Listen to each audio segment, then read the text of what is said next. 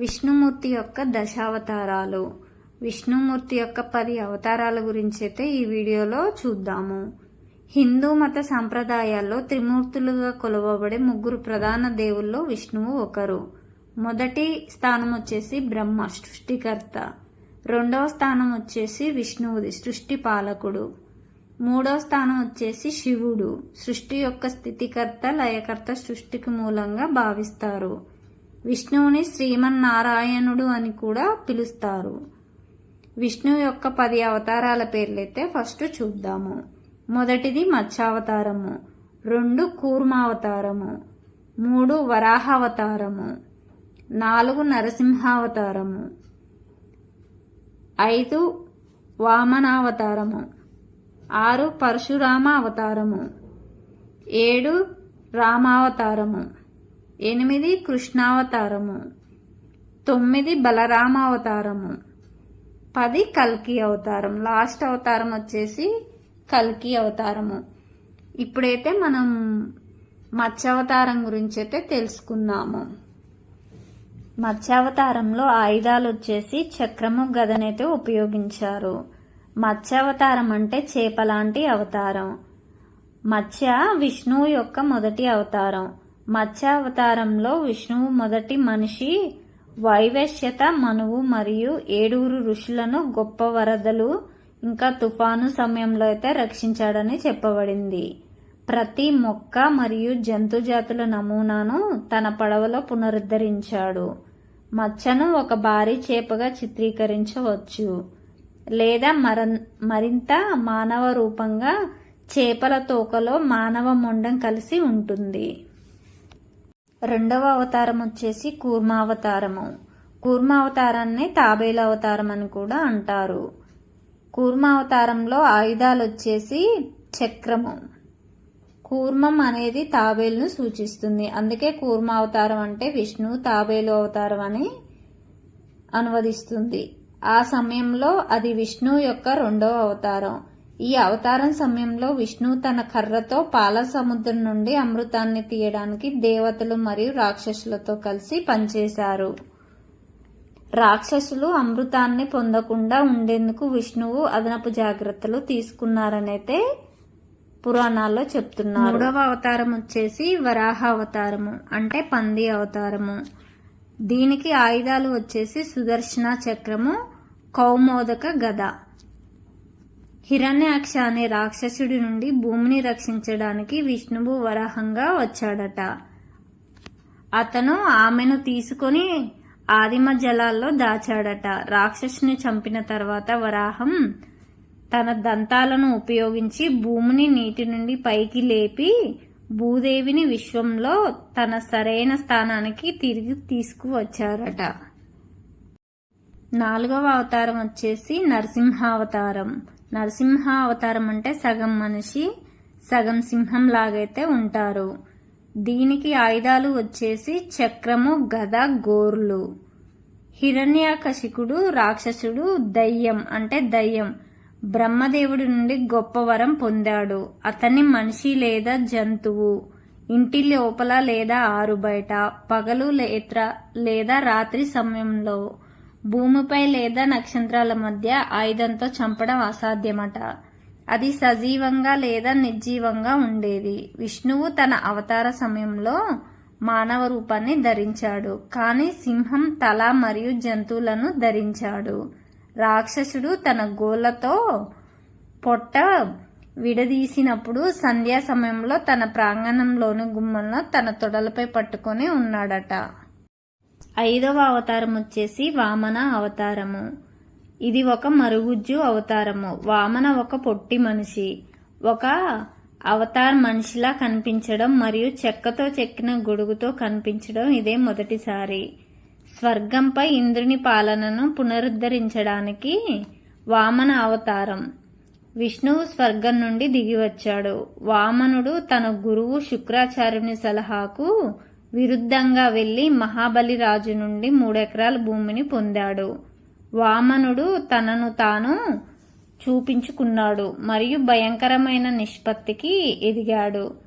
అతను 3 కోణాలలో అప్రమత్తంగా నడవడానికి అనుమతించాడు.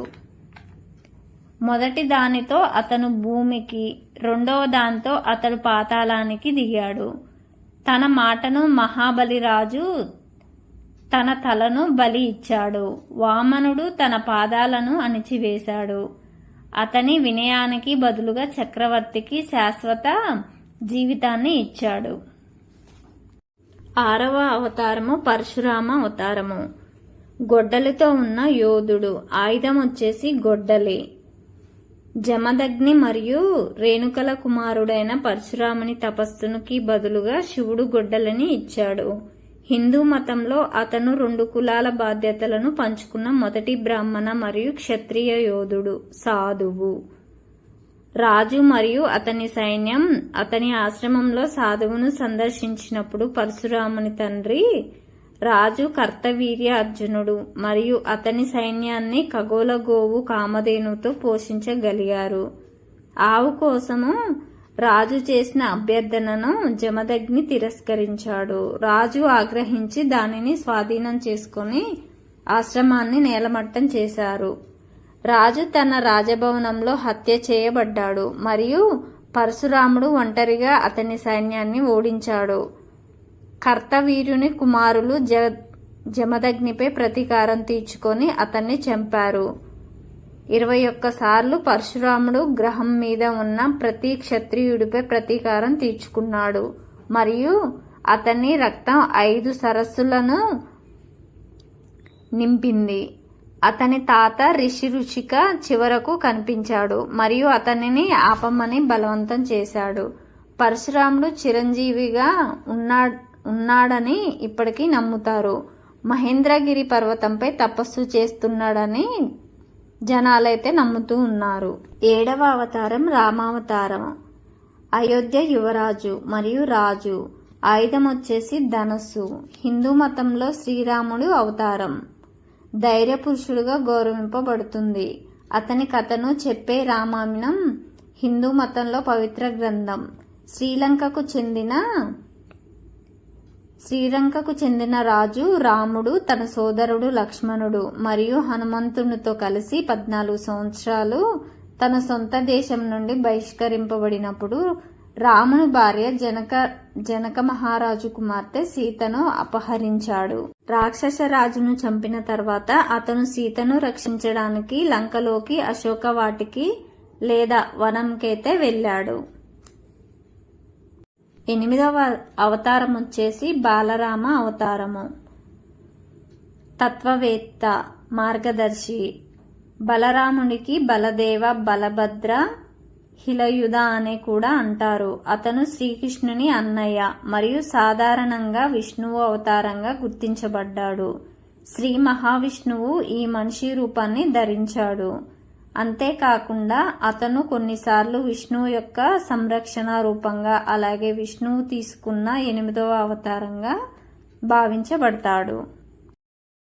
9వ అవతారం వచ్చేసి కృష్ణుడు అవతారము. తత్వవేత్త అండ్ గైడ్. ఆయుధం వచ్చేసి సుదర్శన చక్రము. శ్రీకృష్ణుడు దేవకి మరియు వాసుదేవులకు 9వ సంతానము. హిందూ మతంలోని వైష్ణవ విభాగంలో అతను ఒక దేవత యొక్క అవతారం లేదా అవతారంగా పరిగణిస్తారు. అతను తన అన్న బలరాముడితో ప్రత్యక్షమయ్యారు. మెజారిటీ ప్రజలు బలరాముడిని విష్ణువు అవతారంగా చూస్తారు. ఇంకా శ్రీ వైష్ణవ జాబితాలో బలరాముడు విష్ణువు యొక్క 8వ అవతారంగా చేర్చబడ్డారు. కృష్ణుడు 9వ స్థానంలో ఉన్నారు. 10వ అవతారం వచ్చేసి కల్కి అవతారము. కల్కి అవతారాన్ని ఎటర్నిటీ వైట్ హార్స్ అని అంటారు. హిందూ మతం ప్రకారము విష్ణువు కల్కి రూపాన్ని తీసుకుంటాడు.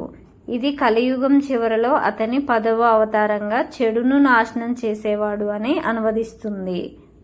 పురాణ గ్రంథాల ప్రకారం కల్కి తిరిగి వచ్చే సమయం వచ్చినప్పుడు అతను తెల్ల గుర్రం మీద ఎక్కి మండుతున్న కత్తిని జలిస్తాడు.